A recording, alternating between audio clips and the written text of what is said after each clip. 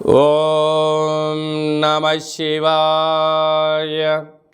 ఓం నమో నారాయణాయ.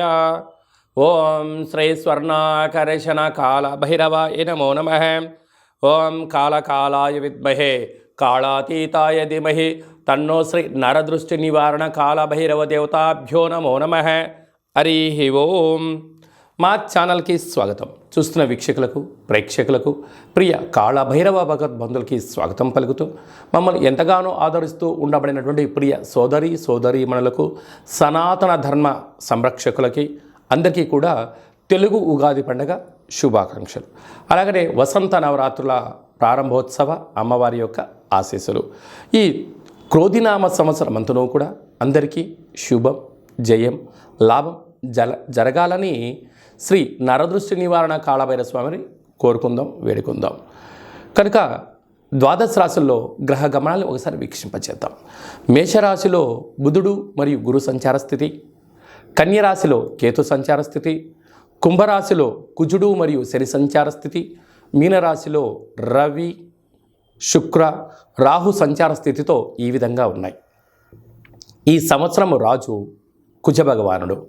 మంగళవారం మనకు ఈ సంవత్సరం ఉగాది పండగ అవ్వడం వలన, రాజు కుజుడు అవ్వడం వలన నిత్యము రాజకీయ నేతలకు, సామాన్యులకు, ప్రతి ఇంట్లో ఉండబడినటువంటి కార్యక్రమ నిర్వహణ చేసే వారందరికీ కూడా అధిక శత్రు ప్రభావం అధికంగా ఉంటుంది.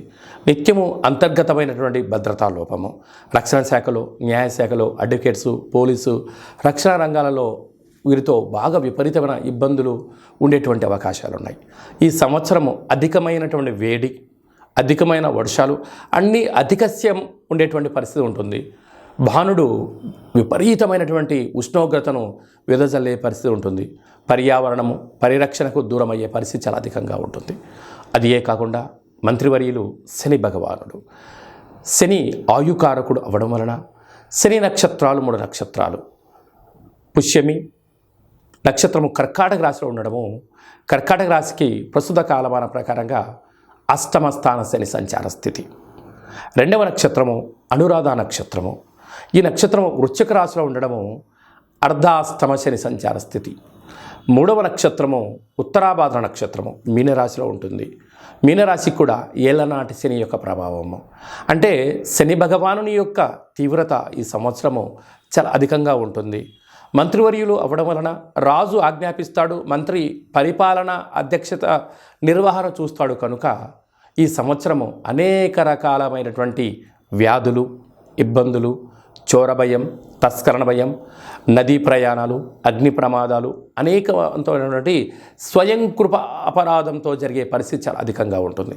కనుక ఇలాంటి కాల సమయంలో ఈ సంవత్సరం అంతనూ కూడా శని భగవానుని యొక్క ఆశీస్సులు, మంత్రి ఆశీస్సులు మనకు కలగాలి అన్నట్లయితే ప్రధానంగా ఒక వ్యక్తి తన ఎంత బరువు అయితే ఉంటాడో అంత బరువు కలిగినటువంటి ఉప్పును తులాభారంగా చేసుకొని, ఆ ఉప్పును శివలింగ ఆకారంగా ఏర్పాటు చేసుకొని, రుద్రుడి యొక్క నమ్మకాన్ని, శని యొక్క మూలమంత్రాన్ని సంపుటీకరణ చేసుకుంటూ జలంతో ఆ యొక్క శివలింగానికి, అంటే ఉప్పుతో చేసిన శివలింగానికి అభిషేకం చేసుకోవడం వలన నీటితోనే ఉప్పు మరణిస్తుంది, నీటితోనే తయారవుతుంది. కనుక సమస్యలు సమసిపోతాయని చెప్పి గమనించాలి.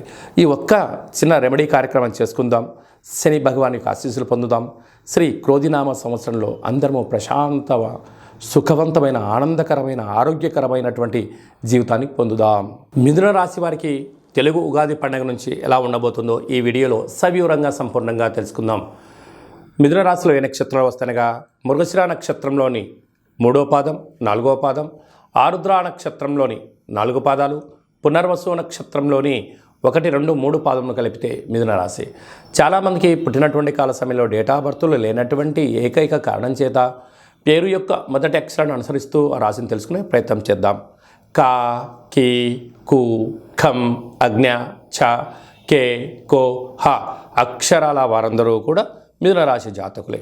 మిథున రాశి యొక్క అధిపతి బుధుడు అవ్వడం వలన ఈ సంవత్సరం వీళ్ళకి మంచి బుద్ధి, మంచి సత్ప్రవర్తన, స్వయం నిర్ణయం, స్వయం పరిపాలన, వృత్తులు, ఉద్యోగాలు, వ్యాపారాల్లో వీళ్ళు అనుకున్నటువంటి అద్భుతమైన విజయం వీరి సొంతం కాబోతుంది. కాకపోతే అర్ధాష్టమ కేతు సంచార స్థితి, అలాగనే భాగ్యస్థానంలో కుజుడు మరియు శని సంచార స్థితి, రాజ్యస్థానంలో విశేషమైనటువంటి శుక్రుడు, రవి, రాహు సంచార స్థితి, లాభస్థానంలో గురువు, బుధ సంచార స్థితి ఉండడం వలన స్వయం నిర్ణయం, స్వయం పరిపాలన, స్వయం కష్టాజీతంతో మీరు అంచెలంచెలుగా గ్రామ, రాష్ట్ర, దేశ, ప్రపంచ స్థాయి వరకు మీ యొక్క పేరు మారుమోగే పరిస్థితి అవకాశం ఉంది. నూతన వ్యాపారవేత్తలకు, సంపూర్ణ నూతన రాజకీయ ప్రవేశం చేసే వారికి మంచి కాలము అని చెప్పి అనుకూలించాలి. కాకపోతే మీ చుట్టూ ఉండబడినటువంటి వారందరూ కూడా వాళ్ళ అవసరాల కోసం మిమ్మల్ని సద్వినియోగపరిచే పరిస్థితి ఉంటుంది. ఎవరు మనవారు, ఎవరు పరాయివారు అని తెలుసుకోలేనంతగా మిమ్మల్ని భ్రమలో పెట్టే పరిస్థితి అధికంగా ఉంటుంది. కనుక ఇలాంటప్పుడు మౌనం, ధ్యానం, ఏకాగ్రత, ధ్యానం చేయడం వలన మీ మనసు ఏదైతే చెప్తుందో దాన్ని ఆచరింపచేయండి. అద్భుతమైన విజయానికి మీరే సొంతం కండి.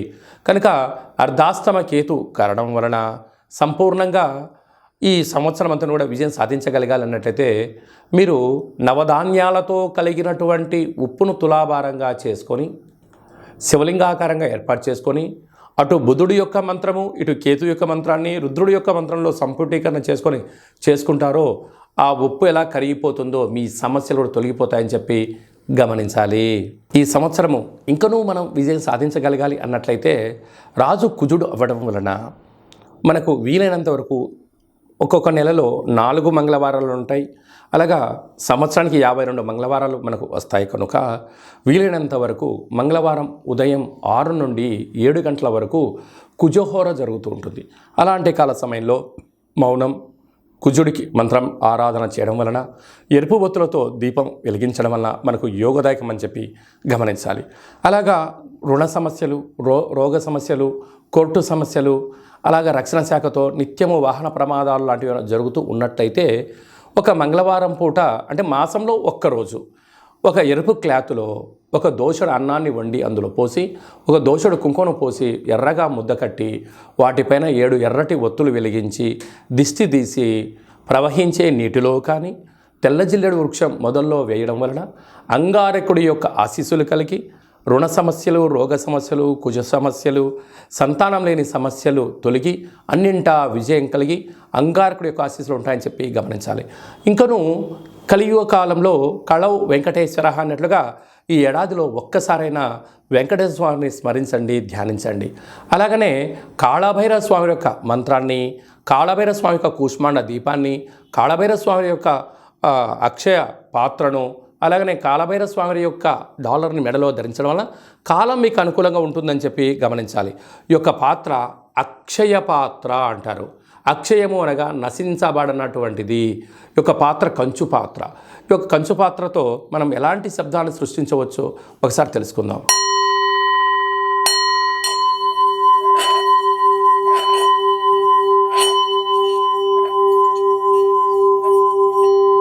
ఈ యొక్క ఓంకార శబ్దాన్ని ప్రతిరోజు ఉదయం స్నానం చేసిన తర్వాత 2 అగరబత్తులు వెలిగించి తిప్పి మీ మనసులో ఏదైతే కోరిక ఉందో 12 సార్లు కోరుకున్నట్లయితే సత్వరమే విజయం మీ సొంతమవుతుంది.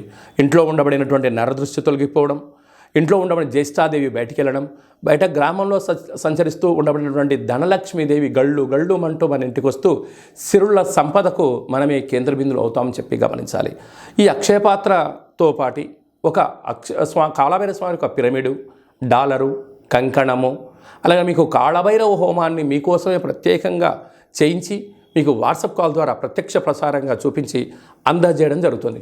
కనుక అక్షయపాత్రను సొంతం చేసుకుందాం. సకల భూత ప్రేత పిచాచ బ్రహ్మర యక్షర యమదూత శాకిని డాకిని గ్రహ దోషాలు తొలగించుకుందాం. తంత్ర ప్రయోగాలకు దూరంగా ఉందాం. ఐశ్వర్యానికి స్వాగతం పలుకుతాం. అదే కాకుండా ఇంకనూ మనం విజయం సాధించగలగాలి అన్నట్లయితే మన యొక్క దేవాలయంలో నిత్యము 4 మంగళవారాలు, 4 శనివారాలు, అష్టమి, పూర్ణిమ, బహుళాష్టమి, అమావాస్య తిథులందున కాళభైరవ హోమం జరుగుతూ ఉంటుంది. కనుక ఆసక్తి గలవారు ఈ కిందనేమను సంప్రదించి మీరు అక్షయపాత్రను సొంతం చేసుకోగలరు. కాళభైరవ పూజా కార్యక్రమంలో కూడా పాల్గొన్నారు. మీ వ్యక్తిగత జాతకం తెలుసుకోవాలనుకుంటున్నారా? మీ పేరు, పుట్టినటువంటి తేదీ, నెల, సంవత్సరం, సమయాన్ని వ్రాసి మీరు పంపించగలిగినట్లయితే 100 సంవత్సరాల జాతకాన్ని సంపూర్ణంగా వ్రాసి పంపించి మీరు పుట్టినప్పుడు గ్రహ గమనాలు ఎలా ఉన్నాయి, ప్రస్తుతం ఎలా ఉన్నాయి, రాబోయే కాలంలో ఎలా ఉండబోతున్నాయో సవివరంగా సంపూర్ణంగా మీకు తెలియజేయడం జరుగుతుంది. అలాగనే చాలామందికి డేటా బర్త్లు లేనటువంటి కారణం వలన మీ పేరు యొక్క మొదటి అక్షరాన్ని అనుసరిస్తూ అలాగనే మీ యొక్క ముఖ కవళికలు ఒక ఫోటో పంపించగలిగినట్లయితే మీ కుడి చేయిని ఎడమ చేయిని ఫోటో తీసి పంపించినట్లయితే హస్త సాముద్రికం ద్వారా కాళభైరవ ఉపాసన చేత రమణ శాస్త్రం ద్వారా గవ్వలు వేసి భూత భవిష్యత్ వర్తమానాన్ని తెలియజేయడం జరుగుతుంది. ఆధ్యాత్మికమైన సలహాలు సూచనలు ఇస్తూ మీరు అన్నింటా విజయం సాధించేంత వరకు మన యొక్క కాళభైరవ స్వామి యొక్క దేవాలయంలో నిత్యము మీ గోత్రనామాలతో అర్చన అభిషేక హోమ కార్యక్రమాలు చేయించడం జరుగుతుంది. కనుక ఆసక్తి గలవారు ఈ కింది నెంబర్ని సంప్రదించి వాట్సాప్ ద్వారా కానీ ఆన్లైన్ ద్వారా కానీ ఆఫ్లైన్ కానీ సంప్రదించి అపాయింట్మెంట్ తీసుకొని సంప్రదించగలరు. అలాగనే మీ అబ్బాయికి కానీ మీ అమ్మాయికి కానీ ఎంత ప్రయత్నం చేసినా వివాహం కుదుట పడట్లేదా, అనుకున్న సంబంధం రావడం లేదా అనుకున్న పరిస్థితుల్లో అబ్బాయి యొక్క జాతకంలో ఎలాంటి యోగాలు ఉన్నాయి, ఎలాంటి దోషాలు ఉన్నాయి, ఎలాంటి అమ్మాయిని కానీ ఎలాంటి అబ్బాయిని తెచ్చుకోవడంలో యోగాలు కలుగుతున్నాయో మీకు సవివరంగా గ్రహమైత్రి జాతి ఆ యొక్క పాదాలను సవివరంగా కూడా తెలియజేయడం జరుగుతుంది. అలాగే తరచూ భార్యాభర్తలు ఇంట్లో గొడవ పడుతున్నారా, ఎందుకు గొడవ పడుతున్నారు, వారి యొక్క పేర్లో ఏమైనా స్వల్పమైన మార్పులు చేయాలా, అలా తినే ఆహారంలో కానీ వేసుకునే వస్త్రాల్లో కానీ ఇంట్లో స్వల్పమైనటువంటి మంత్ర సాధన వల్ల చేయడం వలన ఆ భార్యాభర్తలు పార్వతీ పరమేశ్వరుల రూపంగా ఆ జన్మాంతము ఆయురారోగ్యాలు ఉండడానికి సలహాలు సూచనలు కూడా ఇవ్వడం జరుగుతుంది. మీకు అబ్బాయి కానీ అమ్మాయి కానీ పుట్టినట్టయితే వారి యొక్క పేర్లు తిథి ప్రకారంగా, వారం ప్రకారంగా, నక్షత్ర ప్రకారంగా ఎలాంటి ఆధ్యాత్మిక నామాలు పెట్టుకోవాలో కూడా మీకు తెలియజేయడం జరుగుతుంది. అందరికీ ఈ క్రోధినామ సంవత్సరంలో సర్వత్రా శుభం జయం లాభం జరగాలని కోరుకుంటూ ఆశీర్వచనం. ఓం శతమానం భవతి శతాయు పురుష సతేంద్రియ ఆయుష్యేవేంద్రియే ప్రతిష్టతి ధనం ధాన్యం బహుపుత్రలాభం శత సంవత్సరం దీర్ఘమాయు సర్వే జనా సుఖినో భవంతు లోకా సమస్తా సుఖినో భవంతు సర్వం నరదృష్టి నివారణ కాళభైరవ దేవతార్పణమస్తు. ఈ వీడియో మీకు నచ్చినట్టయితే లైక్ చేయండి, షేర్ చేయండి, మా ఛానల్ని సబ్స్క్రైబ్ చేసుకోండి. మేము చేస్తున్న వీడియోలు ఆధ్యాత్మిక వీడియోలు అందరికన్నా మొట్టమొదటిసారిగా మీరే చూడాలి అనుకుంటున్నట్టయితే గంట సింబల్ని ప్రెస్ చేయండి, ఆల్ అనే బటన్ తెలియచేయండి.